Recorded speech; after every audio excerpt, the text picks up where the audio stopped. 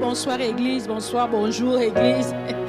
Aujourd'hui, nous sommes à notre 3e semaine de l'étude biblique que nous avons commencé, dont le thème est le combat spirituel, approche biblique. Comment est-ce que la Bible voit le combat spirituel ou comment est-ce que la Bible conçoit le combat spirituel? Amen. Hein? Avant de commencer, j'aimerais d'abord remercier le pasteur, lui qui a permis que nous puissions être ici devant pour apporter cette étude biblique.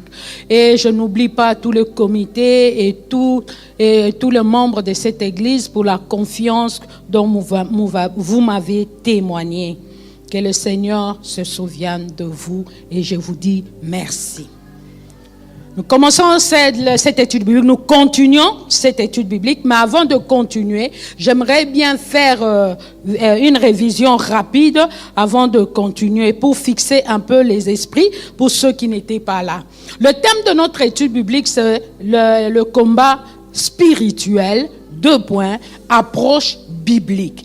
Et nous avons dit ceci, qu'il les réalise ou pas, tout chrétien est engagé dans une bataille sans merci. Que vous soyez conscient, que vous ne soyez pas conscient, mais sachez que vous êtes dans une guerre sans merci. Et cette guerre oppose le royaume de Dieu à celui de Satan. Amen. Hein? Et nous avons pris notre texte de base dans Éphésiens 6 du verset 10. Nous avons commencé au verset 10 à 18. Nous reviendrons plus tard quand nous allons commencer le point d'aujourd'hui. Donc, l'Église est une armée engagée dans un combat, nous avons dit, de grande envergure et de portée universelle. Donc, le combat de l'Église de Jésus-Christ, c'est un grand combat, une grande bataille, mais dont la victoire est certaine parce que la victoire avait déjà été acquise à Golgotha. Donc, la réalité de ce combat ne fait aucun doute. Nous avons dit, il y a combat, certes. Mais il nous faut connaître la véritable pensée de Dieu sur ce combat. Alléluia. Voilà pourquoi nous avons vu dans Matthieu 12, dans Matthieu 16, 18, là où Jésus disait à Pierre, tu es Pierre et sur cette pierre je bâtirai mon église et les portes des séjours des morts ne prévaudront point contre elle. Jésus voulait dire simplement que c'est vrai, il y a bataille, mais il y a aussi victoire parce que les portes, nous avons dit que les portes au temple de la Bible, c'était là, à la porte de la ville que les anciens siégeaient pour traiter les affaires de la cité. Proverbe 31, 23, nous avons aussi dit que c'était là, aux portes de la ville, que là que les généraux des armées élaboraient des stratégies de guerre. Alors que nous avons dit, bon, qu'est-ce à dire? Donc, les seigneurs, en parlant de porte du séjour de mort, voulaient simplement dire que dans ce combat, aucune puissance ou autorité satanique, aucune stratégie diabolique ne peut prévaloir lorsque nous combattons. Alléluia. Voilà pourquoi il a dit les portes de séjour des morts, parce que c'est aux portes que se prenaient les grandes décisions. On entrait dans une ville par la porte et on sortait aussi par la porte. Alléluia. Et nous avons dit que nous combattons dans la victoire, mais contre une armée déjà vaincue. Et nous avons vu le premier point, c'était la nature du combat. Nous avons dit dans la nature du combat, c'est vrai, il existe deux royaumes en conflit. D'une part, il y a le royaume des dieux et de l'autre, il y a le royaume des Satan. Il y a deux royaumes qui se battent, qui s'affrontent continuellement. Et nous avons vu Matthieu 12, du verset 22 à 28, la guérison. Quand Jésus faisait des miracles, alors les pharisiens, tout ce monde-là ont accusé Jésus. Ils ont dit, c'est par Belzéboul que Jésus fait ces miracles. Alors Jésus leur avait dit qu'un royaume divisé contre lui-même ne peut subsister. Et Jésus aussi voulait nous donner un enseignement dans ce passage-là. Quand il disait ça, il voulait dire ceci, que Satan a un royaume. Ça, c'est certain, Satan a un royaume et son royaume est bien organisé. Détrompez-vous, mes sœurs, mes frères. Le royaume de Satan est bien organisé, hautement hiérarchisé et uni. Son royaume subsiste encore aujourd'hui. Ne pensez pas que comme Jésus est ressuscité, que le royaume de Satan aussi a disparu. Non. Le royaume de Satan subsiste encore jusqu'aujourd'hui. Et nous avons vu, quand Jésus a parlé de l'aveugle-né, de l'exemple là de l'aveugle-né, nous avons vu aussi dans Daniel, que Daniel était, après avoir lu dans les livres de Jérémie, après avoir découvert qu'il fallait que 70 ans ou 70 ans s'écoulent pour que Jérusalem, pour que le peuple de Dieu revienne dans son dessein ou dans sa patrie, Daniel a eu à cœur de prier. Et Daniel a commencé à prier. Mais la Bible nous dit que Daniel a reçu la réponse 21 jours. Est-ce à dire que Dieu a attendu 21 jours? Non. Il est écrit que quand Dieu a envoyé l'ange, l'ange lui a dit, Daniel bien-aimé, dès l'instant où tu as eu à cœur de prier. Donc quand Daniel a eu seulement à cœur de prier, il a commencé à prier, Dieu avait envoyé la réponse. Mais le prince de Perse avait résisté, avait empêché à ce que cette réponse arrive jusqu'à Daniel. Voilà pourquoi Dieu a envoyé notre ange pour que la réponse arrive jusqu'à Daniel. Alors à cette époque-là, Israël était sous la domination politique des Perses. Voilà pourquoi l'ange a dit à Daniel que le prince de Perse m'a résisté. Ce n'était pas le prince physique, mais c'était un prince invisible, spirituel, qui régnait au-dessus du royaume de Perse. Alléluia. Nous avons dit ainsi, à côté de monarque politique, il y avait aussi un autre prince invisible qui ne voulait pas que les desseins de Dieu puissent s'accomplir pour son peuple. Amen. Nous l'avons dit et le pasteur avait répété aussi que dans chaque gouvernement, dans chaque entité administrative, il y a un gouvernement invisible, satanique. Alléluia. Donc n'oublions pas que c'est le spirituel qui commande le matériel et que c'est l'invisible qui commande le visible. Je suis en train d'aller vite parce que c'est juste une révision. Et le deuxième point, nous avons vu le champ de bataille. Le champ de bataille, nous avons vu dans 2 Corinthiens 10, du verset 3 à 5, où Paul était en train de parler dans ce passage de la pensée. Alors Paul utilise plusieurs mots qui révèle le champ de bataille. Il emploie aussi les mots suivants. Il y a selon différentes versions. Il emploie imagination, spéculation, raisonnement, argument, connaissance, pensée. Chacun de ces mots se réfère à un seul domaine, la pensée. Donc, nous disons que le champ de bataille, c'est la pensée. C'est dans la pensée que tu ériges des forteresses. C'est dans la pensée qu'il y a des défaites. C'est aussi dans la pensée qu'il y a des victoires. C'est dans ta pensée que toi-même tu ériges des murs. Alléluia. Donc, Satan se bat pour contrôler les pensées des hommes. Et j'avais fait juste une parenthèse pour dire aux jeunes filles, attention, quand un jeune homme contrôle tes pensées, donc il contrôle ta vie. Faisons attention, craignons les seigneurs. Donc, le Satan utilise plusieurs manœuvres pour pouvoir contrôler les pensées des hommes, toutes sortes de manœuvres et de manipulations. Il utilise l'intimidation, la domination, l'impressionnisme et ainsi de suite. Il utilise plusieurs méthodes ou plusieurs manœuvres pour contrôler la pensée de l'homme. Parce qu'une fois que votre pensée est contrôlée, vous ne pourrez plus vaincre. Amen. Donc, ces forteresses que Satan met dans la pensée des hommes poussent les gens à résister au message de l'évangile et font que les gens se dirigent droit vers l'enfer. Alléluia. Donc ces forteresses peuvent être des préjugés, des idées préconçues, ça peut être des préjugés raciaux, sociaux, de fausses idéologies, que ce soit politiques, religieuses, etc. Il y a plusieurs sortes de manipulations. Et nous avons entamé le point 3, les armes défensives. Nous avons commencé par les armes défensives. Pourquoi nous avons commencé par les armes défensives? Même dans la vie courante, quand nous voyons les policiers, les militaires, nous le voyons, ils marchent toujours avec leur armure.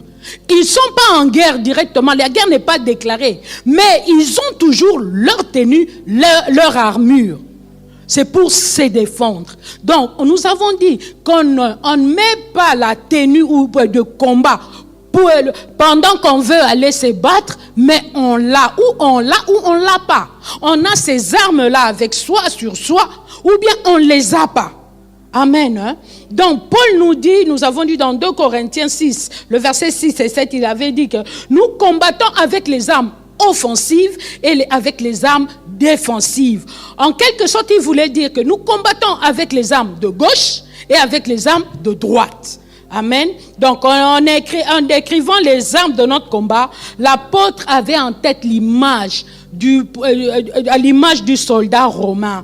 Pourquoi? Parce que à l'époque, Israël était sous la domination de Rome. Alors, le Rome était une grande puissance à l'époque, une grande armée. Et quand Paul parlait des armes du chrétien, des armes du combat, il avait en tête l'armure du soldat romain que nous voyons ici. Et nous avons dit, la première arme que nous avons vue était la ceinture. Nous avons dit la ceinture était la première arme du soldat. Donc il s'est saigné. Donc sans sa ceinture, tous les dessous tombaient. Donc la ceinture était là vraiment pour bien attacher tout son revêtement, toute son armure. Et nous avons dit que cette ceinture était comparée à la vérité. La vérité dans les témoignages, dans la terminologie de Paul, dans ce contexte, se référait à la parole de Dieu, à la parole appliquée à notre vie de tous les jours. La vérité, la parole de Dieu que nous témoignons, qui s'applique dans notre vie de tous les jours. Avoir la ceinture de vérité signifiait aussi vivre dans l'honnêteté, devant Dieu et devant les hommes. C'est ça, être revêtu de sa ceinture. Être véridique dans son témoignage, avoir un comportement digne de Christ, être franc, mettre la parole de Dieu en pratique. Nous avons dit aussi qu'en tant que soldats de Jésus-Christ, nous devons vivre loin du mensonge. Jésus lui-même l'a dit dans Jean, il a dit que le diable est le père du mensonge. Il a été meurtrier dès le commencement. Voilà pourquoi nous ne devons pas vivre dans le mensonge. Nous devons vivre loin du mensonge, loin de toute hypocrisie, loin de toute exagération, loin de toute calomnie. Bref, avoir une vie transparente et propre, tant en public qu'en privé. Voilà pourquoi nous avons dit que les chrétiens n'ont plus de vie privée. Quand nous avons dit que les chrétiens n'ont plus de vie privée, cela ne signifie pas que tout ce qu'on vient te raconter, tu dois aller aussi le dire. Non. Tu dois être, quand quelqu'un te regarde comme ça, il n'y a pas de cachotterie en toi.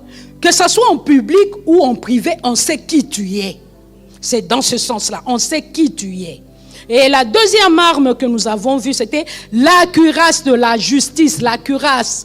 La cuirasse, là, regardez comment c'était fait en métal dur. C'était pour protéger les organes vitaux, entre autres le cœur. Le cœur, garde ton cœur plus que toute autre chose, car de lui vient la source de la vie. Voilà pourquoi le soldat de Jésus ne se doit de protéger son cœur, source de toute motivation. Toute motivation vient de cœur. Jésus a dit, ce n'est pas ce qui entre qui suit l'homme, mais c'est ce qui sort de l'homme, c'est ce qui le suit. Qu'est-ce qui sort de l'homme? Des mauvaises pensées, le vol, la calomnie, tout les mauvais là, sort de l'homme, c'est ce qui suit l'homme. Ça vient d'où? Du cœur. Ce que vous avez dans votre cœur déterminera ce que vous êtes. Vous êtes bon ou vous êtes mauvais. Car l'homme est tel que sont les pensées de son cœur. Amen. Nous avons vu cela dans Proverbe 23, 7. Nous avons aussi dit, la troisième armure, c'est juste un récapitulatif. La troisième arme, c'était les chaussures aux pieds ou les ailes que donne l'évangile de paix. L'évangile est pour la paix. L'évangile, c'est pour annoncer la paix. Jésus-Christ est le prince de paix. Les chaussures permettaient aux soldats romains d'être mobiles et se déplacer sur terrain. Ça lui permettait d'être disponible. Voilà pourquoi nous devons être disponibles, mobiles et disponibles pour la cause de Christ. Les chaussures dont Paul parle ici, c'est la disponibilité du chrétien. Et la préparation, écoutez, spirituelle et intellectuelle. On se prépare aussi intellectuellement. Avoir une préparation spirituelle et intellectuelle adéquate afin de propager l'évangile efficacement. Pour propager l'évangile, il faut aussi comprendre l'évangile. C'est vrai, Dieu t'a mis à cœur un verset. Ça t'a marqué. Mais il faut que tu comprennes aussi ce verset avec ton intelligence pour pouvoir expliquer, pour pouvoir apporter la parole de Dieu. C'est ce que nous voyons. Nous voyons aujourd'hui toutes sortes de ministères qui se créent, toutes sortes de, je sais pas, entre parenthèses, on peut dire église entre parenthèses. Pourquoi? Parce qu'un homme a rêvé d'une colombe. Ah, voilà, il dit que Dieu l'appelle parce qu'il a rêvé une colombe. Et voilà, il commence un ministère et après, ça ne va même pas longtemps. Ça ne dure même pas longtemps. Après seulement quelques temps. Oh non, après, il y a des problèmes et puis. Pourquoi? Parce que le manque de préparation spirituelle, le manque de préparation intellectuelle font qu'il y a beaucoup de dégâts dans l'église aujourd'hui. Donc, les chrétiens il est de la responsabilité de chaque chrétien de s'efforcer de connaître la parole de Dieu. Efforce-toi. Paul pouvait aussi dire à Timothée, efforce-toi de te présenter devant Dieu. Mais ici on dit, efforce-toi à connaître la parole de Dieu, de l'étudier et de la mémoriser. À l'époque, on ne mémorisait que Jean 3,16. Car Dieu a tant aimé le monde qu'il a donné son Fils afin que quiconque croit. Oui, c'est bien, c'est ça la base même de notre salut. Mais mémorise encore d'autres versets. Cherche à comprendre encore d'autres versets. Et cela t'aidera pour l'évangélisation. Et aussi avoir la compréhension intelligente du message de l'évangile. L'intelligence aussi entre dans l'évangile. Pierre, Jean, Jacques, c'était des gens sans instruction. Mais Jésus les a pris, les a mis à ses pieds pendant 3 ans. Jésus pouvait dire, bon, comme vous marchez avec moi, bon, commencez déjà les ministères, commencez. Non, comme ils étaient sans instruction, il fallait qu'ils s'assoient d'abord, qu'ils soient instruits par le maître avant de commencer l'œuvre. Alléluia. Et nous voyons aussi que ainsi donc, tout chrétien qui est ainsi préparé, qui est ainsi instruit, qui est ainsi endoctriné, pourra aller sur n'importe quel terrain, devant n'importe quel croyant et exposer efficacement l'évangile. C'est ça les chaussures ou les ailes. Des fois on dit, va chez tel dans telle domination. Tu vois cet homme-là, cette soeur-là est pris dans telle domination. Apporte la parole. Tu commences à avoir peur. Oh non, tu vois, eux ils connaissent la parole, bien qu'ils ne sont pas dans la vérité. Pourquoi? Parce que toi tu ne connais pas. Tu ne sais même pas te défendre. Parce que tu ne connais pas, tu ne prends pas du temps pour comprendre la parole de Dieu. Tu ne prends pas le temps pour mémoriser, pour méditer la parole de Dieu. Alléluia. Donc la quatrième arme, nous avons vu, c'était le bouclier de la foi. Les boucliers servaient à éteindre les traits enflammés de l'ennemi. Quand l'ennemi envoyait les flèches, Les boucliers étaient là afin que les flèches enflammées tombent contre le bouclier. Et à l'époque, le combat aussi était corps à corps. D'où le soldat romain devait aussi se protéger. Et cinquième arme, nous avons vu, c'était le casque du salut. Le casque, mettez-moi l'image du casque. Le casque du salut. Vous voyez le bouclier, c'était en fer, hein, en métal. Le casque du salut. C'est dans le combat spirituel, la partie la plus visée, la tête. Les pensées sont dans la tête. Si la tête est touchée, le soldat perd l'équilibre et il est disqualifié.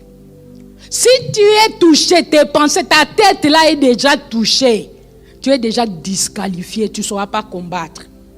Donc la tactique du diable consiste à semer le doute, le découragement, le souci, les inquiétudes, la dépression. C'est en ce moment-là qu'intervient le casque du salut. Tu dois protéger ta tête. Nous devons, quelle que soit la situation que nous traversons, quel que soit ce que le diable tente de nous faire croire, garder une espérance vivante. Vous voyez le casque ici.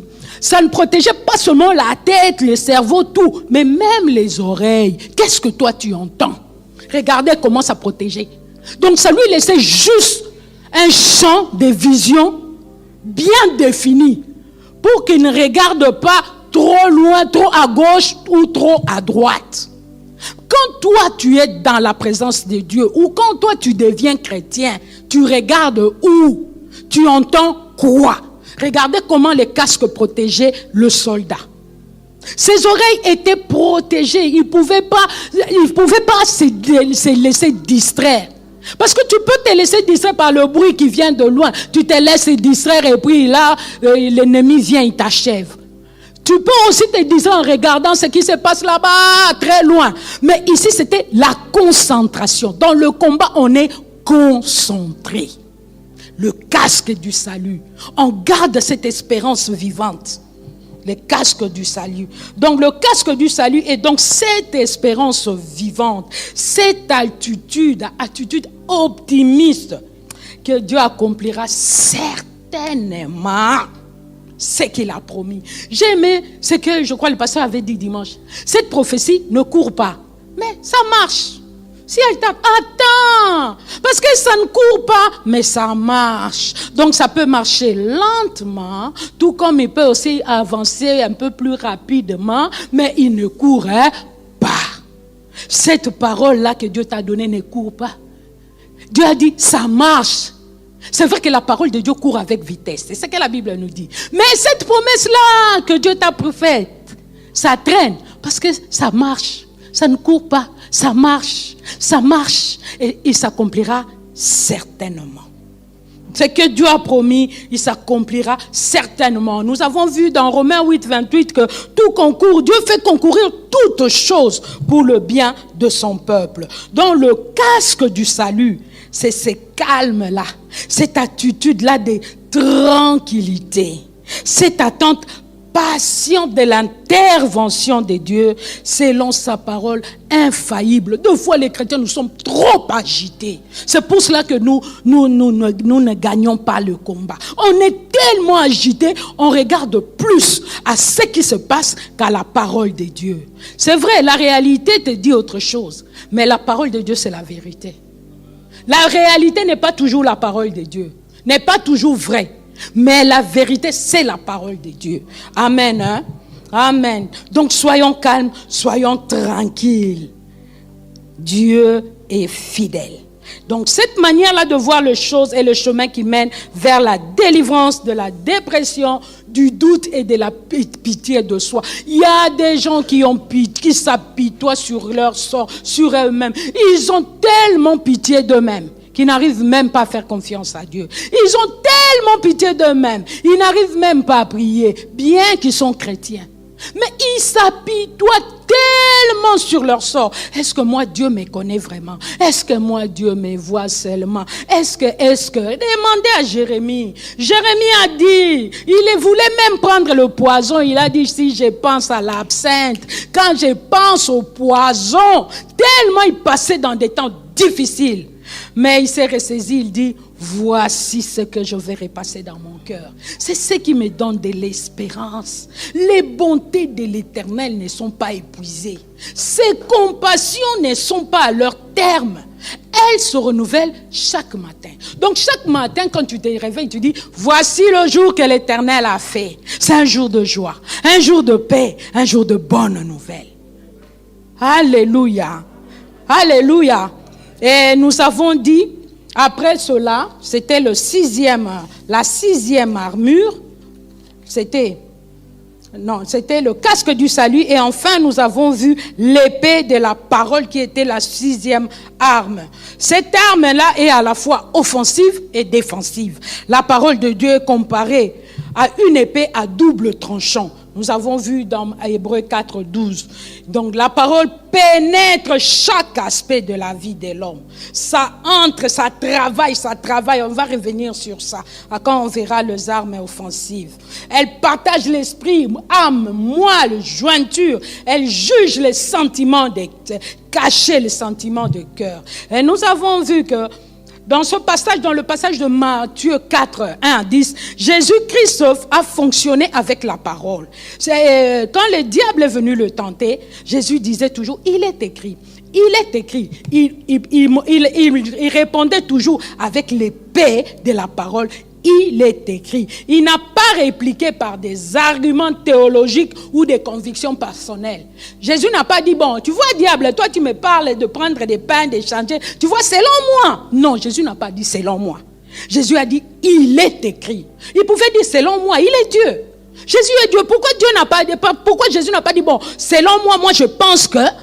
Il n'a pas dit ça. Il a dit, il est écrit. L'homme ne vivra pas de pain seulement, mais de toute parole qui sort de la bouche. Donc c'est ce qui est intéressant à noter, c'est que le diable n'a pas mis en doute l'autorité de la parole de Dieu. Le diable n'a pas mis en doute. N'est-ce pas remarquable? Et nous avons vu le quatrième point, les armes offensives. C'est là que nous commençons aujourd'hui. Les armes offensives. Si nous pouvons prendre Éphésiens 6, nous allons lire dans la version parole vivante.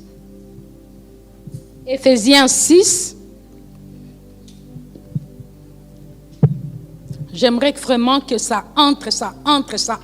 Même quand on dort, on se réveille, on est conscient du combat et de la victoire. Les armes spirituelles. Je lis ceci, il est écrit. Je commence au verset 10. Il dit ceci. Pour conclure, devenez des chrétiens forts, non par vous-même, mais en puisant vos forces dans les ressources infinies de la puissance du Seigneur. C'est dans la communion avec lui que vous trouverez votre énergie. Verset 11. Couvrez-vous entièrement de l'armure complète que Dieu vous offre. Donc, il nous offre cette armure. Afin de pouvoir tenir ferme contre toutes les ruses de guerre du diable. Verset 12. Car ce n'est pas seulement de notre combat à nous qu'il s'agit. Nous n'avons pas à lutter uniquement contre notre nature terrestre, ni contre des simples ennemis mortels, mais contre le puissance occulte, contre une organisation spirituelle satanique, contre les dictateurs invisibles qui, dans le ténèbre, veulent contrôler et régir notre monde, contre la légion des esprits démoniaques ou dans les sphères surnaturelles. Il ne se limite pas là, il dit véritable agent du quartier général du mal. Donc le quartier général du mal, c'est dans les sphères surnaturelles. Voilà pourquoi il vous faut endosser toute l'armure divine afin de pouvoir tenir bon au mauvais jour, parce que les mauvais jours, il y en a toujours. De faire usage de tout l'équipement que Dieu vous offre et de faire tout ce qui vous est possible. Si vous voulez repousser les attaques, remporter la victoire sur tous les ennemis et rester maître de la place. Soyez donc prêts au combat. Si vous voulez repousser les ennemis, si vous voulez remporter la victoire, rester maître, alors soyez donc prêts au combat. debout et ferme. Celui qui combat ne reste pas assis. Tu es là, tu es en train de combattre, tu es assis. Moi, ça m'étonne. Je vois des chrétiens qui chassent les démons à genoux. Tu es à genoux, tu es en train de chasser les démons. Tu les supplies ou comment? Lève-toi, chasse-le. Il va partir. On se met à genoux pour adorer Dieu. On ne se met pas à genoux pour chasser les démons. On ne chasse pas les démons à genoux. Soyez donc prêts au combat, debout et ferme. Que la vérité soit votre ceinture et que la droiture devant Dieu et les hommes, votre cuirasse. Chaussez-vous du zèle courageux que donne l'Évangile pour annoncer la bonne nouvelle du salut et de la paix avec Dieu. Soyez toujours prêts à transmettre cette parole.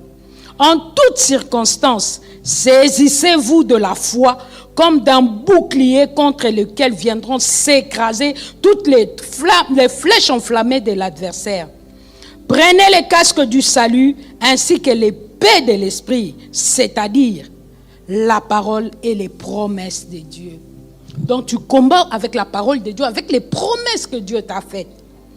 Demeurez en communion avec l'esprit par une prière en toutes circonstances, oui. Prenez le casque du salut, 17 plutôt. Prenez le casque du salut ainsi que l'épée de l'esprit, c'est-à-dire la parole et les promesses de Dieu. Verset 18, nous commençons aujourd'hui avec le verset 18. Verset 18 dit ceci: demeurez en communion avec l'esprit par une prière persévérante, car l'efficacité de ces armes dépend d'une intercession qui ne se relâche point. Restez donc alerte et vigilant, attentif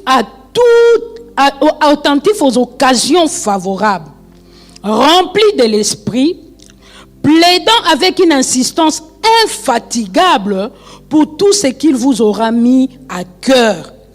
Occupez vos veilles à crier à Dieu, à intercéder pour ses serviteurs. Amen, amen. Si vous voulez rester maître de la place. Amen.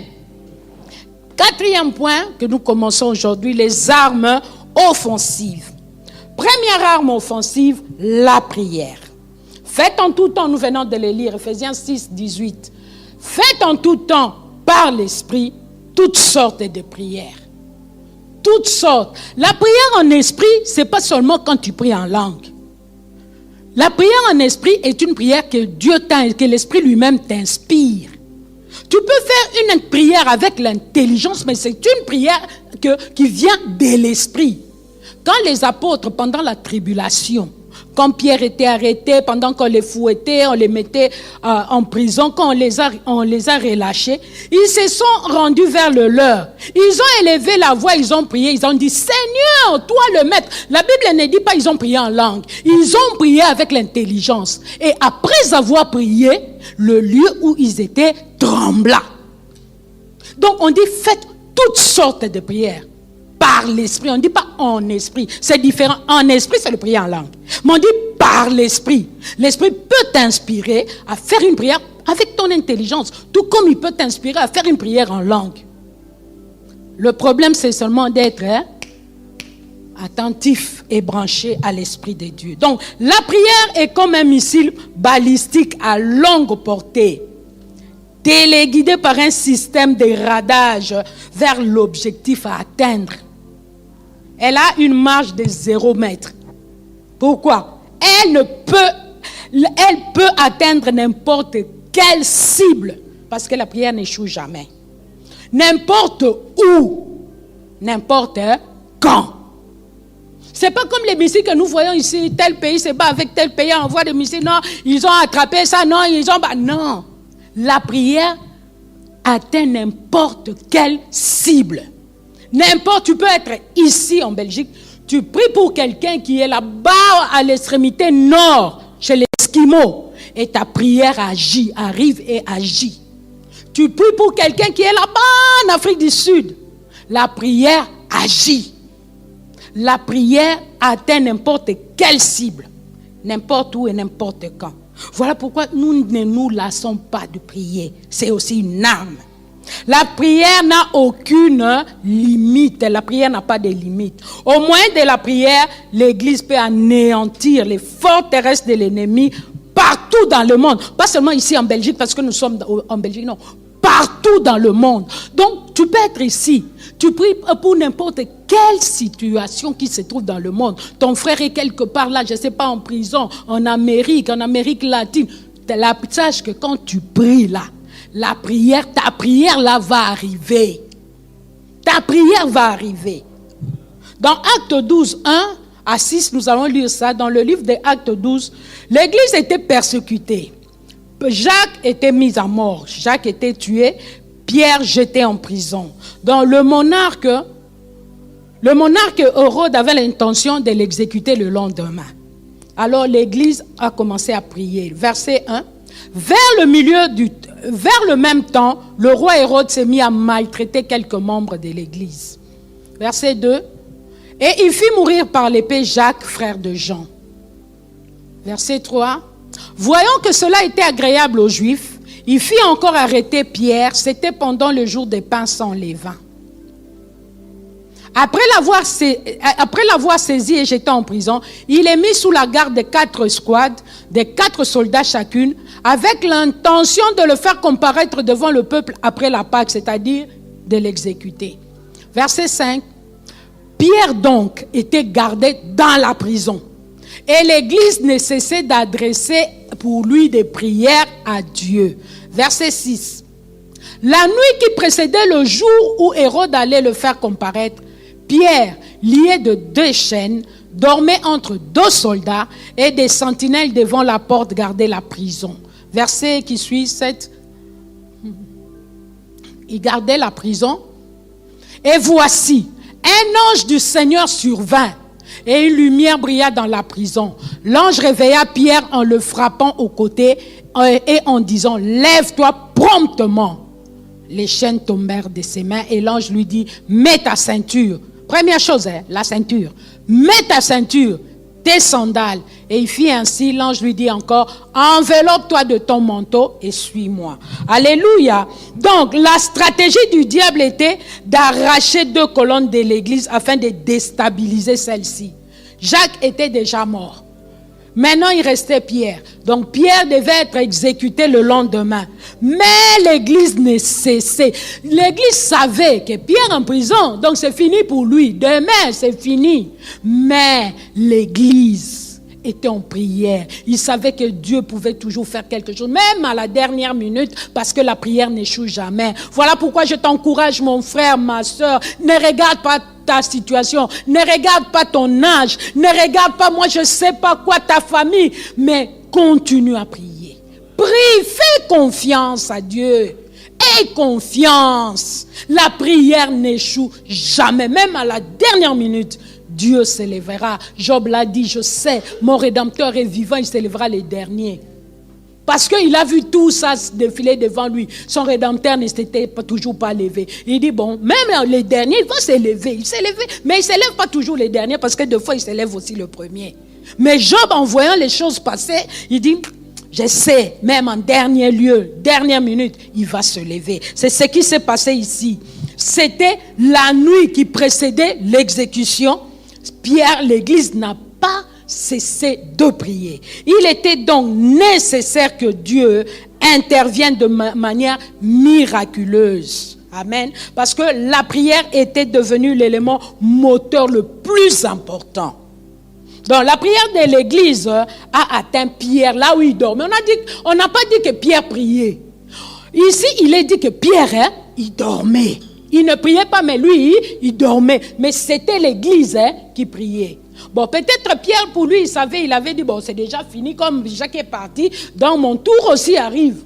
Mais l'église ne cessait d'adresser à Dieu de supplications. Un ange fut envoyé du ciel pour le délivrer. Ses chaînes furent alors rompues. Il sortit libre de la prison.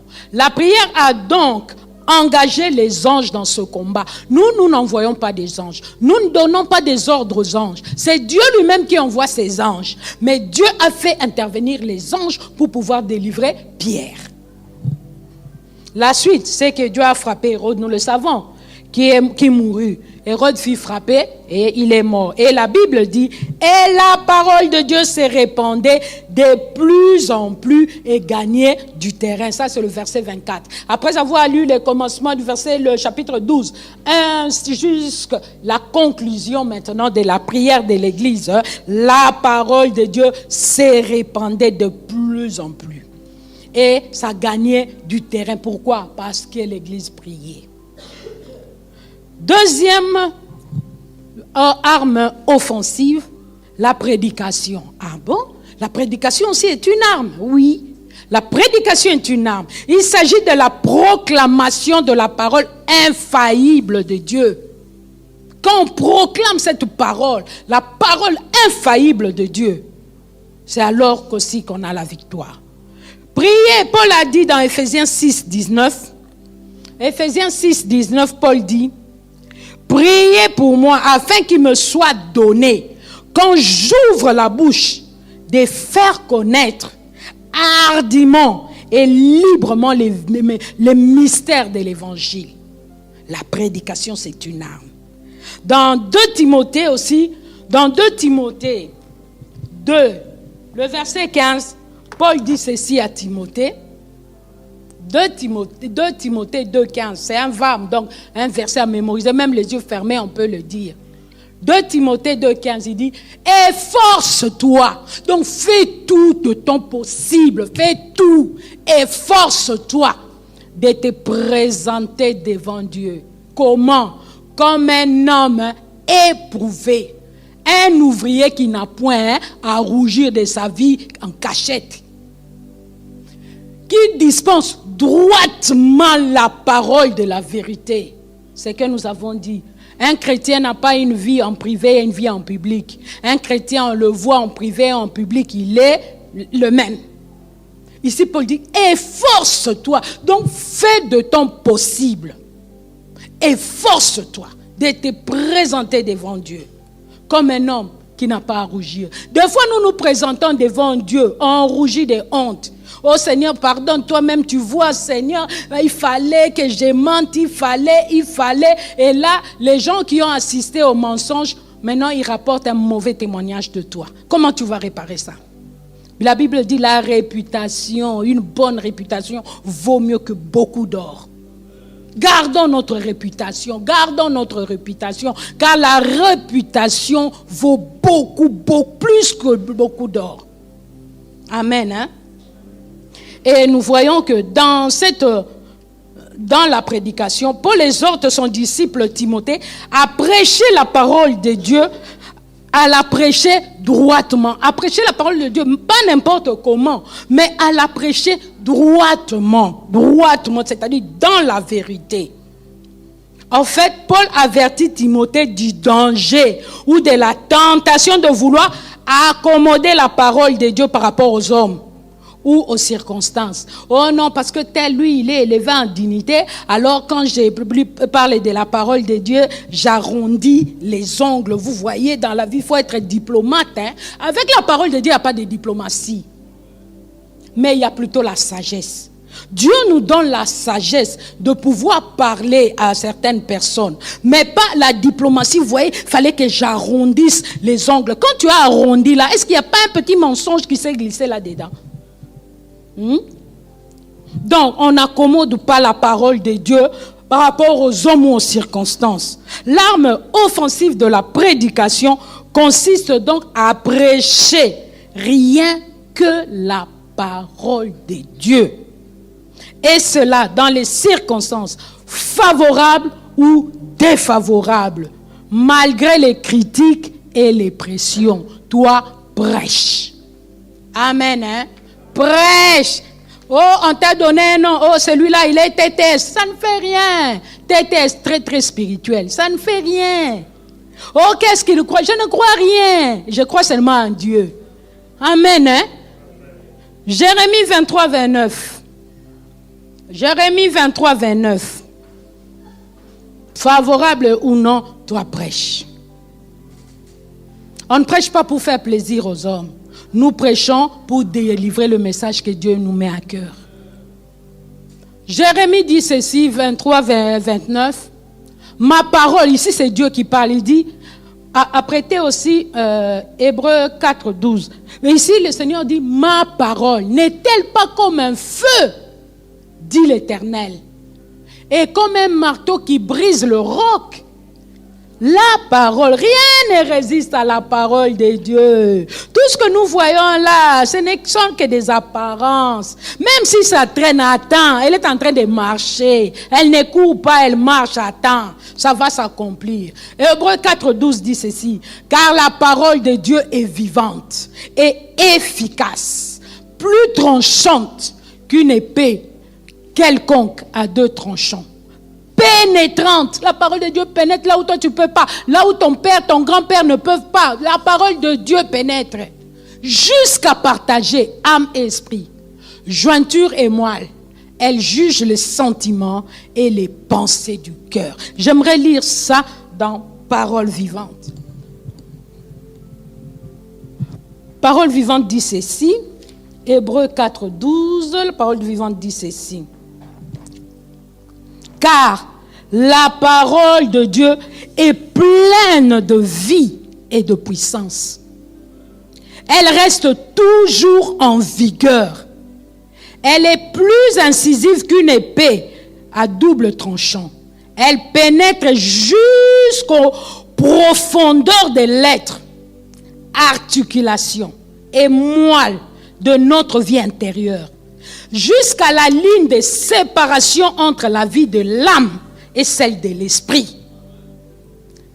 Elle discerne et révèle les sentiments et les penchants du cœur. Elle juge les pensées et les intentions les plus secrètes que nous ne voyons pas, que nous ne connaissons pas. Mais la parole de Dieu la juge ces intentions-là. Amen. Hein? Donc la parole de Dieu va jusqu'à la frontière. On dit, elle va jusqu'à la ligne de séparation entre la vie de l'âme et celle de l'esprit. Donc rien ne résiste à la parole de Dieu. Rien, rien, rien. Acte 20, versets 20 et 21. Acte 20. Vous savez que je n'ai rien caché de ce qui vous a été utile, et que je n'ai pas craint de vous prêcher et de vous enseigner publiquement et dans les maisons. 21. Annonçons aux Juifs et aux Grecs la repentance envers Dieu et la foi en notre Seigneur Jésus-Christ. La prédication. Lorsque la parole de Dieu est prêchée droitement, sans la mélanger aux traditions, Dieu agit puissamment, puissamment, puissamment. Et dans Acte 19, 8, 12, les miracles extraordinaires dont parle Luc ici étaient le fruit de 2 années de prédication. Écoutez. Écoutez le fruit de 2 années de prédication. Verset 8, Acte 19, 8. Ensuite, Paul entra dans la synagogue où il parla librement pendant 3 mois. Il discourut sur les choses qui concernent le royaume des dieux, s'efforçant de persuader ceux qui l'écoutaient. Verset suivant. Mais comme quelques-uns restaient endurcis et incrédules, décriant devant la multitude la voix du Seigneur, il se retira d'eux, sépara les disciples et enseigna chaque jour dans l'école d'un nommé Tyrannus. Verset suivant. Cela dura 2 ans, de sorte que tous ceux qui habitaient l'Asie, juifs et grecs, entendirent la parole du Seigneur. 11. Et Dieu faisait des miracles extraordinaires par les mains de Paul. On n'a pas dit Paul avait prié les miracles, on a dit Paul avait prêché. Ça, c'est la suite du verset. Il avait prêché. Le verset qui vient avant, il avait prêché pendant 2 ans. Et pendant qu'il avait prêché là pendant 2 ans, voici le fruit. Il se faisait des miracles extraordinaires. Au point qu'on appliquait sur les malades des linges ou de mouchoirs qui avaient touché son corps. Et les maladies les quittaient Et les esprits malins sortaient. Pierre n'a pas fait les quitter les corps. Oh, les quitte, va-t'en. Non. On a dit, il a prêché et les maladies quittaient le corps. Les esprits malins sortaient. Par les mouchoirs, on appliquait et on allait mettre ça sur les malades et ils étaient guéris. Mais laissez-moi, j'ouvre une parenthèse, ce n'est pas une doctrine. On ne base pas une doctrine sur un seul verset. Parce qu'on dit, oh oui, Paul, quand il avait prêché, les gens prenaient les mouchoirs, les linges, ils allaient appliquer. Moi aussi, je vais appliquer. Non, il faut que le Saint-Esprit te convainque. On ne fait pas une doctrine par un seul verset. Et une doctrine, ce n'est pas un seul verset. Quand Jésus a dit, déliez Lazare, laissez-les aller. On a délié Lazare, allez, vous en faites une doctrine pour la délivrance. Non. Non, non, non. Amen, hein?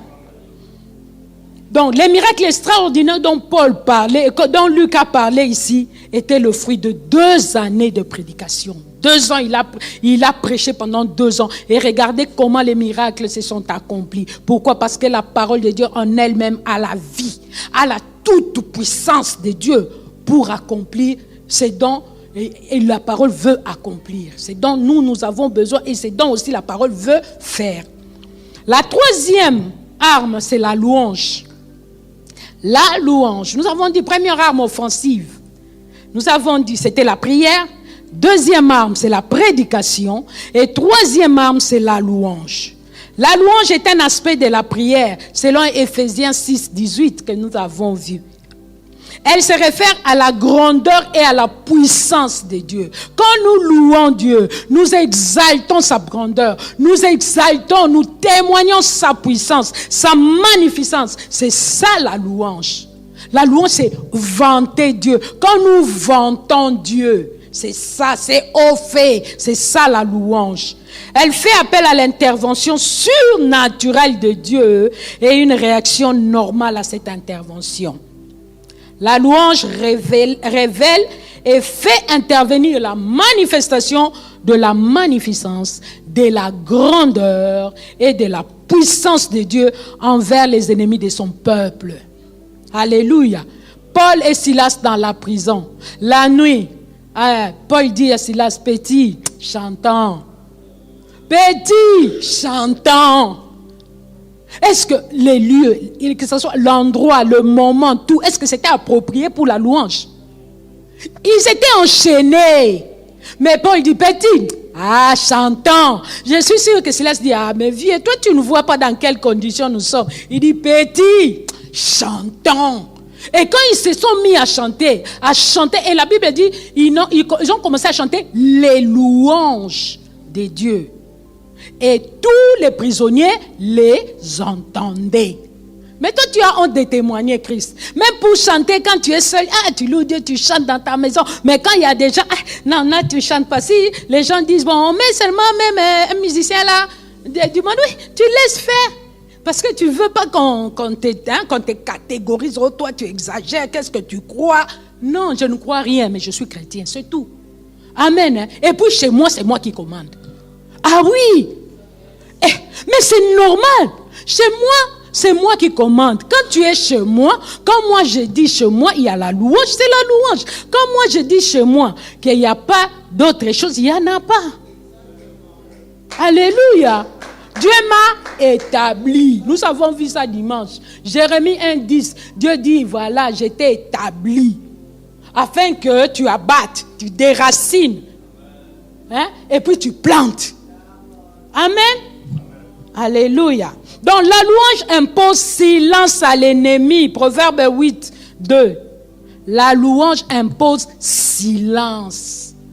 L'Éternel notre Seigneur, que ton nom est magnifique sur toute la terre. Ta majesté s'élève au-dessus des cieux. L'activité principale de l'ennemi consiste à nous accuser devant Dieu afin de nous culpabiliser. Mais Apocalypse 12:10 nous dit ceci. Apocalypse 12. Et j'ai entendu dans le ciel une voix forte qui disait, maintenant, le salut est arrivé.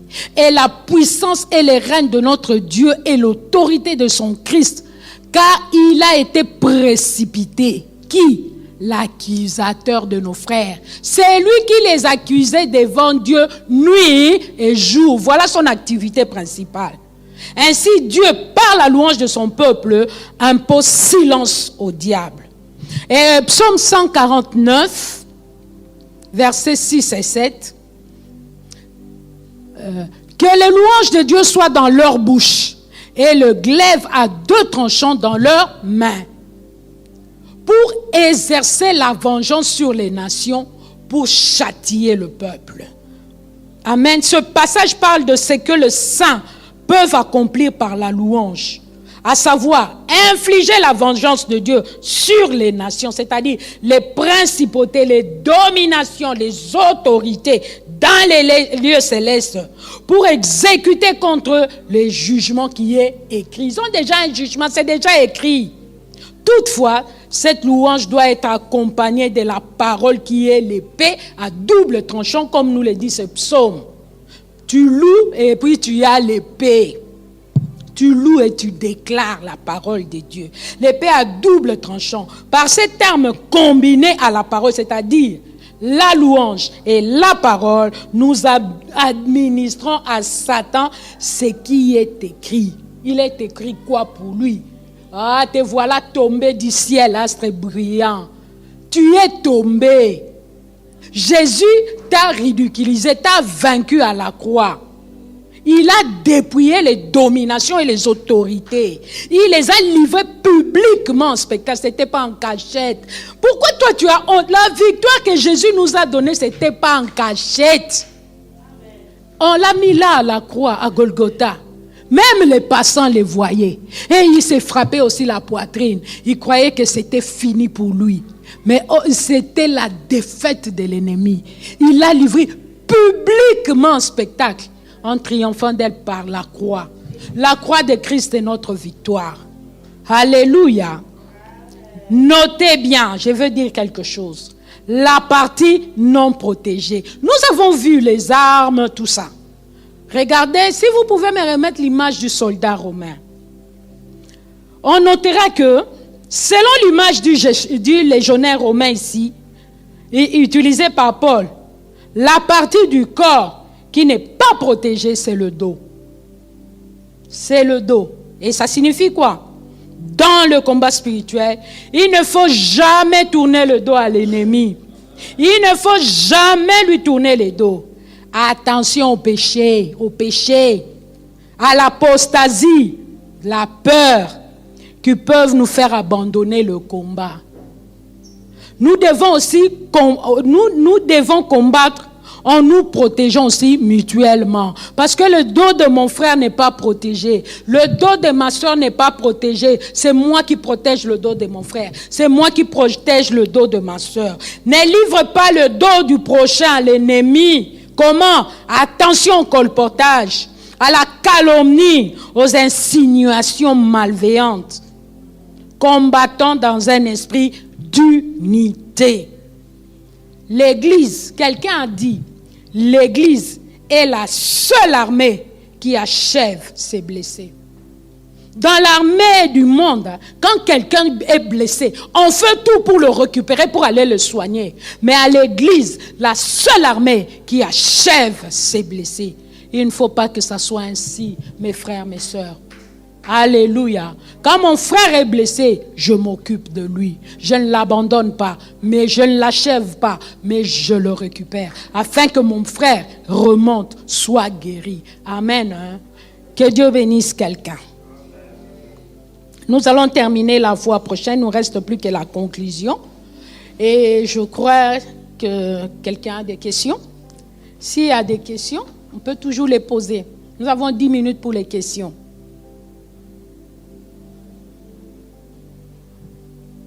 N'oublions pas que dans ce combat, je protège mon cœur avec la cuirasse de la justice. Je me tiens bien droit par la vérité. C'est la vérité qui me fait tenir bien droit. Et je marche avec mes chaussures. Je ne marche pas pieds nus. De peur de heurter une pierre. De peur de me blesser. Ma tête est relevée par l'assurance du salut que j'ai. C'est ça le casque. Et le bouclier protège aussi ma tête, il protège le bouclier, me protège de face. Et il protège mes yeux, il me protège aussi. Le combat avec la parole, je combats avec la parole de Dieu. Il est écrit. Je ne combats pas seulement pour le plaisir de combattre, mais je déclare la parole appropriée à une situation bien définie. Ce n'est pas quelqu'un, par exemple, je donne un exemple, pendant que vous réfléchissez aux questions. Je donne par exemple un exemple. Un couple a des problèmes. Ils veulent par exemple, ou bien l'un de conjoints veut divorcer. Toi, son conjoint, tu n'es pas pour le divorce. Tu vas prier pour comment? Tu vas dire, comment? Jean 3,16, tu vas utiliser Jean 3,16. Oh, Dieu a tant aimé le monde qu'il a donné son Fils unique afin que quiconque croit. Non, c'est pas cette parole-là. Tu vas d'abord en Genèse. Au commencement, Dieu créa l'homme et la femme. Il est béni. C'est comme ça que tu vas commencer à présenter le problème à Dieu. Tu reviens dans les évangiles. Qu'est-ce que Jésus a dit? Dans Matthieu 6, 19, qu'est-ce qu'il a dit? Et le 2, l'homme quittera. C'est pourquoi l'homme quittera son père et sa mère et s'attachera à sa femme. Et les deux deviendront une seule chair. Tu vas encore dans Jérémie, le texte qu'on nous avait donné les dimanches. Qu'est-ce que Dieu a dit? Mariez-vous, mariez vos enfants, afin qu'ils enfantent des fils et des filles. Multipliez là où vous êtes, ne diminuez pas, car votre bonheur en dépend. Tu donnes, c'est comme si tu étais en train de donner des arguments pour défendre ton territoire. Toi, tu as un problème grand comme ça, tu pries petit comme ça. Et quand tu pries petit comme ça, tu dis, bon, que Dieu voit seulement, moi je ne sais pas. Hein. Bon, Dieu lui-même, il sait. Dieu sait quoi? C'est toi qui sais. Dieu sait quoi? C'est toi qui sais, c'est toi qui dois présenter le problème à Dieu. S'il faut chasser un démon, des familles ou quoi, chasse les démons. S'il faut remercier Dieu, mais prie selon que l'Esprit te mettra à cœur. Mais prie, utilise les versets qui marchent avec ta situation. Tu ne pries pas n'importe comment. Tu ne prends pas des versets seulement comme ça, tu prends. Non. Amen. Hein? J'attends les questions. C'était une parenthèse. Oui, mon frère, je ne vous vois pas, mais je vois seulement la main.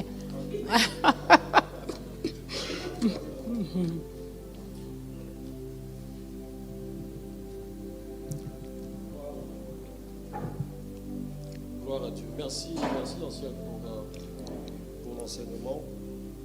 J'ai bien aimé l'approche que vous avez prise, principalement sur les armes. J'avais une question par rapport à, vous l'avez évoqué, je crois le deuxième jour ou le premier jour, la nature du combat. Et c'est sur ça que ma question posait, parce que j'ai beaucoup aimé vraiment le fait que ce soit centré sur les armes, parce que quand on parle du combat spirituel, très souvent on ne voit pas d'insister sur la sainteté, sur l'évangélisation, sur ces différents points qui constituent en effet les armes. Dans la pratique, quand on parle du combat spirituel, on voit les démons à chasser, on voit les esprits à conquérir. Et c'est à ce niveau que ma question se pose. Parce que, en introduction de votre enseignement, vous avez pris l'exemple de Daniel, par exemple, où il a prié et puis il y a eu des dieux des Perses qui ont bloqué et puis il a fait 3 semaines.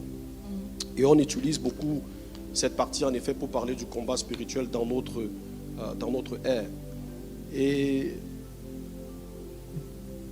dans la suite, je vais revenir avec d'autres points, mais par rapport déjà à ça, comment comprendre ce point-là dans le contexte actuel où nous sommes, avec ce que Christ a accompli, par rapport à ce que je vais prier et les dieux de Perse vont bloquer ma prière. Dans le contexte de ce que Dieu, on l'a vu, il a cloué toutes les dominations et les principautés, il les a livrées publiquement en spectacle à la croix. Le deuxième point qui rentre toujours dans la question globale, c'est vrai que c'est un peu mélangé, hein? Donc j'essaie de structurer. Ça ne fait rien. Quand on parle de combat spirituel maintenant, est-ce qu'on voit les esprits à conquérir? Parce que quand je lis, hein, j'ai relu bien Éphésiens, je pense, Éphésiens 6 et puis 2 Corinthiens 10, où l'apôtre Paul parlait. Dans Éphésiens 6, quand il liste les armes spirituel que vous avez développé en armes offensives et défensives, il parle de tenir ferme dans le mauvais jour, de résister à l'ennemi. Donc, est-ce qu'on combat le diable ou est-ce qu'on résiste au diable et on chasse les démons? Parce que ça peut être en pratique différent. À voir les démons aller gagner ou conquérir. Comparé à résister au diable avec une foi ferme quand on a tout surmonté. Ça veut dire expérimenter tout ce qu'on peut expérimenter de mauvais, mais tenir dans sa foi. Ou alors c'est combat spirituel, les esprits, allez, il faut qu'on coupe les liens, il faut qu'on soit toujours en train de couper, toujours en train de détruire. Vous voyez? Donc ça c'est principalement ma question. Je reviens dessus parce que moi j'ai beaucoup aimé l'approche que vous avez apportée en parlant vraiment des armes, mais je veux revenir sur la pratique de ce qu'on dit combat spirituel dans notre temps. Parce que quand on parle combat spirituel, c'est les esprits, on ne voit pas la sainteté ou quoi. Donc c'est ça vraiment la question dans le contexte actuel dans lequel nous sommes, dans ce que Christ a accompli. Comment est-ce qu'on perçoit le combat spirituel dans sa pratique? Est-ce que c'est aller gagner les âmes? Parce que l'apôtre Paul, en parlant dans Éphésiens 6, parlait surtout pour gagner les âmes. Mais l'Église ne combat pas dans la prière quand il s'agit d'évangéliser. Quand on parle de spirituel, moi, d'expérience, il n'y a pas, on va prier toute une nuit, priser pour gagner les âmes, que de commencer à couper les liens dans les familles. Pourtant, de ce que la parole de Dieu dit, c'est véritablement pour aller prendre et gagner ces âmes, pour pouvoir tenir ferme dans la foi. Quand tu auras tout surmonté, revêt-toi de toutes ces armes-là pour pouvoir tenir ferme dans la foi. Et dans 2 Corinthiens, quand l'apôtre Paul dit que nous ne combattons pas avec les armes charnelles, il est en train de répondre en fait aux critiques des gens dans Corinthe qui disent que quand il est avec eux, il parle avec douceur. Et quand il est au loin et qu'il écrit, il est comme enragé. Donc les gens disent, il est charnel. Et c'est dans le contexte là qu'il est en train de répondre pour dire que ceux qui disent que je suis charnel, je peux être dans la chair, mais les armes avec lesquelles nous combattons ne sont pas charnelles pour renverser les forteresses. Et tout esprit qui se lève, toute connaissance qui s'oppose à la connaissance de Dieu, toujours ramenant à l'évangélisation pour gagner les gens. Donc, est-ce qu'aujourd'hui, le combat spirituel, véritablement, c'est comprendre toutes ces armes dans lesquelles nous devons être, mais principalement pour prier, pour renverser les forteresses, pour gagner les âmes, et non parce que les esprits nous suivent et nous poursuivent toujours. Donc, c'est ça vraiment la question que j'avais. Bon, je vais revenir pour la première question, j'ai oublié. Quand je serai là, je vais vous rappeler comme ça. Je vais vous dire quoi, vous allez me rappeler la première question. Merci, mon frère. Bon, vous avez beaucoup parlé, mais pour dire une seule chose. Pour demander si le combat spirituel, c'est pour gagner les âmes. Hein? Je reprends ce que vous venez de dire pour voir si j'ai bien compris. Le combat spirituel, c'est pour gagner les âmes ou bien c'est pour chasser les esprits des familles, tout ça. Ici, quand nous parlons de combat, d'après ce que vous avez dit, d'après ce que Jésus a fait pour nous, le combat, depuis que le diable a été précipité, il y a toujours eu guerre. Il y a toujours eu guerre dans le spirituel, entre les forces du mal et les forces de Dieu, entre le royaume des ténèbres et le royaume des dieux. Quand Jésus est venu, il a remporté la victoire, mais le combat est là. Mais nous combattons dans la victoire. Jésus a remporté la victoire. Jésus n'a pas dit que le combat est fini. Non.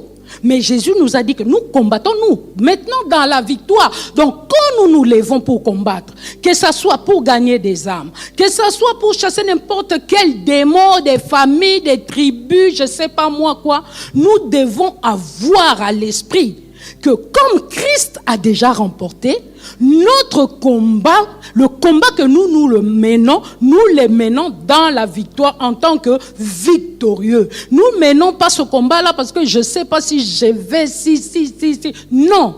Dans notre pensée, nous devons avoir cette assurance-là que je mène ce combat dans la victoire parce que Jésus a dit, je bâtirai mon église et les portes des séjours des morts ne prévaudront point contre elle. Quand Jésus parlait des portes, nous avons dit, parce qu'à l'époque, à l'époque de la Bible, ça jouait un grand rôle. Les décisions étaient prises à la porte. toutes les décisions de la cité, pour gouverner la cité, tout ça, c'était à la porte. C'était cette image-là que Jésus voulait donner. Donc, même là où Satan se croit fort, nous sommes plus forts que lui. Même là où Satan s'élève pour dire que ici c'est moi qui commande, Jésus voulait nous dire que nous sommes plus que Satan, plus que vainqueurs. Et les stratégies de guerre aussi, c'est monté à la porte. Les généraux se retrouvaient là pour élaborer des stratégies de guerre. Et voilà pourquoi Jésus a utilisé cette image-là des portes. Parce qu'il voulait nous dire qu'aucune puissance, aucune autorité satanique, aucune stratégie démoniaque ou satanique ne peut prévaloir lorsque nous combattons. Donc le combat ne s'arrête pas seulement à gagner les âmes. Voilà pourquoi Jésus pouvait dire, le diable, il vient, mais il n'y a rien de lui en moi. Il n'y a rien de lui en moi. Le diable vient de différentes manières. Il peut venir, je ne sais pas, soit par l'incrédulité, nous voulons gagner des âmes. Les hommes sont tellement incrédules, ils ont tellement de préjugés. C'est une façon dont le diable utilise. Mais le diable peut venir aussi par une malédiction des familles. Je donne un témoignage. On connaissait une famille en Afrique. Cette famille-là, il y avait un membre de la famille qui avait volé, au village, il avait volé une chèvre. Alors le propriétaire de la chèvre avait dit, qui a volé ma chèvre? Qui a volé? Personne ne parlait. Qui a volé? Personne.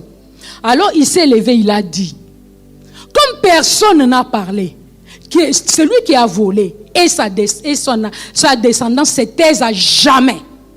Et depuis ce jour-là, cette famille-là dans laquelle du voleur, ils ont toujours quelque chose. Quand ils naissent, ils sont muets, soit avec un défaut corporel, soit, jusqu'à ce qu'un membre de la famille a rencontré le Christ. Et Dieu a permis que la famille soit délivrée. Vous voyez, ce n'était pas seulement pour gagner les âmes, mais c'était parce qu'il y avait combat, il y avait une parole qui était dite dans le spirituel et cette parole a bloqué toute une famille. Mais il fallait délivrer aussi cette famille. Donc notre combat en nous, ça concerne tout ce qui est combat spirituel. Que ce soit pour gagner des âmes, que ce soit pour notre bien-être dans la famille, que ce soit même pour bien-être dans le pays où nous sommes. Parce que Jésus a dit, il est écrit que nous devons prier même pour les autorités. Paul l'a dit. Parce que notre bien-être en dépend du pays où nous sommes. Donc le combat ne s'arrête pas seulement à ces deux niveaux-là. Mais aujourd'hui, nous voyons que les gens ont dévié parce que les gens, peut-être qu'ils ne sont pas enseignés. Nous voyons comment ça lier Satan avec des fils de barbelés, avec des machettes, tout ça. Non, c'est par manque d'enseignement. L'enseignement est clair. Tu veux tenir ferme, rester maître du terrain. Alors réveille-toi de tes armes, de ces armes spirituelles dont nous parle ici la parole de Dieu. Parce que les armes, ou on les a, ou on ne les a pas. On a dit un militaire, un policier, il ne se réveille pas de ses armes quand il va aller à la guerre, mais il les a tout le temps. Quand nous le croisons sur la route, comment nous savons que lui c'est un policier, lui c'est un militaire? Parce qu'il a ses armes. Et pourtant il n'y a pas combat, il n'y a pas guerre. Mais il les a parce qu'on ne sait jamais. Si ça barde, il est prêt pour le combat. Donc le combat spirituel englobe tout. Je ne sais pas si je me suis fait. J'ai répondu à votre question. Bon, la première, j'ai oublié. Si vous pouvez me rappeler. C'était dans l'ensemble. Hein. C'est simplement parce que pour permettre aussi de toucher ces aspects-là. Parce que dans l'enseignement, c'était beaucoup plus l'aspect sur les armes que nous avons. Pour relancer, toujours dans le même point, vous avez parlé par exemple de si quelqu'un a la dépression et tout ça, et ça, moi ça m'a frappé parce qu'il y a des aspects qui sont liés à l'esprit et il y a des points qui sont liés à l'âme. Et aujourd'hui dans l'église, on a un seul marteau pour frapper. Donc si quelqu'un a un problème même qui est lié à l'âme, combat spirituel. Parce que le truc c'est que quand on dit combat, ça peut peut-être être trop large. C'est pour ça que je parlais tout à l'heure de résister et de tenir ferme et de chasser les démons. Parce qu'on ne combat pas les démons, on chasse les démons. On ne combat pas le diable, on résiste au diable. Parce que le diable est déjà vaincu. Donc, on combat dans la victoire, oui, mais c'est résister face à toutes les ruses de l'ennemi. Parce que le diable, comme vous avez expliqué, utiliser plusieurs ruses. Mais qu'est-ce que vous pouvez donc dire par rapport à cette pratique de voir tout sous l'angle du combat spirituel? Et quand même quelqu'un a un problème qui est lié à un problème de l'âme, à l'église, C'est le combat spirituel qu'on applique. Merci mon frère. Voilà pourquoi dans les églises, les pasteurs font la cure d'âme. Quand quelqu'un a un problème, voilà pourquoi vous avez un problème. Il ne faut pas avoir honte, il faut voir votre conducteur. On commence d'abord par la cure d'âme. On ne commence pas d'abord par chasser les démons. Il faut commencer d'abord par la cure d'âme. Bon, on va commencer par chasser les démons. Est-ce que vous connaissez de quel démon il s'agit? C'est ça. On commence d'abord par la cure d'âme, c'est-à-dire vous écoutez d'abord la personne. Il vous parle. S'il y a des questions à poser, vous lui posez aussi des questions parce qu'il faut que vous puissiez comprendre son problème. Parce que si vous ne comprenez pas, vous allez chasser quel démon? Quel démon vous allez chasser? Peut-être il n'y a pas de démon. Peut-être il faut seulement parler avec la personne, lui faire comprendre qu'il est aimé, qu'elle est aimée plutôt, qu'elle est aimée. Elle est aimée, par exemple, elle est aimée de son église, elle est aimée de sa famille, elle est aimée de son entourage, elle est aimée. Parce que beaucoup plongent dans la dépression parce qu'ils ne se croient pas aimés. Ils ne se croient pas aimés. Mais même si les hommes ne t'aiment pas, ce n'est pas grave. Mais Dieu t'aime. Voilà pourquoi il a envoyé Jésus. S'il n'y avait que toi sur la terre, Jésus serait quand même venu. S'il y avait une seule personne sur la terre, Jésus serait quand même venu pour sauver cette personne-là. Je crois que j'ai bien répondu à votre question, mon frère. Je crois qu'on a débordé. S'il y a des questions, on garde ça pour la fois prochaine, parce que la fois prochaine, il ne nous reste plus que la conclusion. Comme ça, on aura tout le temps de débattre, de partager. Mais je vous dis déjà que je ne connais pas toutes les réponses. Donc, quelqu'un dans l'assemblée aussi peut donner des réponses. OK? Nous sommes arrivés à la fin pour aujourd'hui. Nous sommes arrivés à la fin. Nous allons continuer le mercredi. Si nous pouvons baisser nos têtes dans la prière. Prie Dieu selon ce que tu as entendu.